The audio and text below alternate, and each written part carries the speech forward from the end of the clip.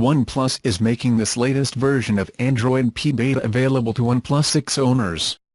The update includes all the same changes we saw in the third preview version for Google developers, which we have detailed above, and also includes quite a few changes from OnePlus directly.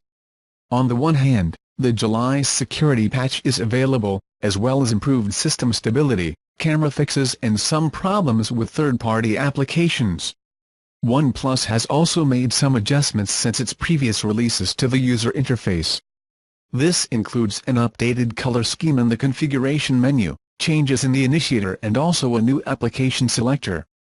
This aspect, shown below, is clearly inspired by Google's redesigned Switch, but OnePlus definitely took it as a turnaround.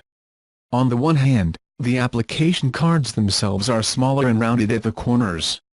However, you can still see the contents of the application in its entirety, and the menu button above shows options for multiple windows, application information and others.